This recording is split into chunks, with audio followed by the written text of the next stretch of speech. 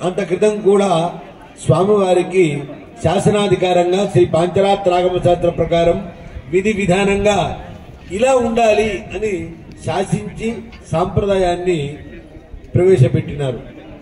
అట్లాంటి మహానుభావులు శ్రీమద్ వేదమార్గ ప్రతిష్టాపనాచార్య ఉభయ వేదాంత ప్రవర్తకులైన పరమహంస పరివ్రాజకాచార్యులు 31వ పట్టం పీఠాధిపతులు మధుర కవి రామానుజీయ స్వామి వారు మన ఆహ్వానాన్ని ఏం చేస్తారు.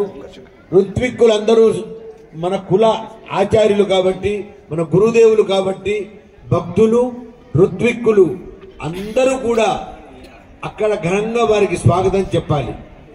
వాహనాలు ఉన్నవారు వాహనాలు లేనివారు నడిచైనా వచ్చి ఆచార్య భక్తిని ప్రకటించుకోవాల్సిందిగా మీ అందరికీ మనవి చేస్తున్నాం.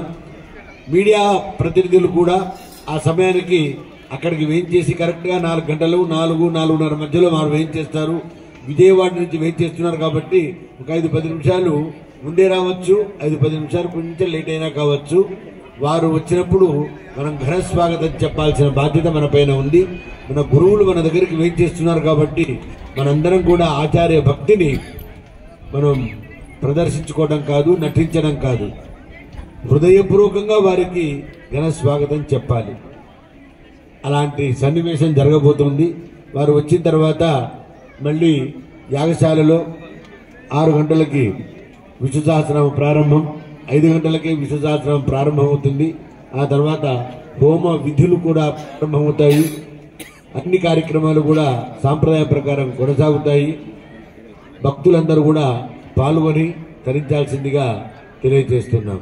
పీఠాధిపతులకు మరొకసారి మనవి చేస్తున్నాను. ఋత్విక్కులందరూ కూడా, భక్తులందరూ కూడా సమయపాలన పాటిస్తూ 4 గంటలకు కొండ కింద వైకుంఠ ద్వారం దగ్గరికి రావాల్సిందిగా మరీ మనవి చేస్తున్నాం.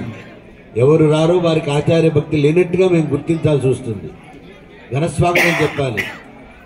స్వస్తి.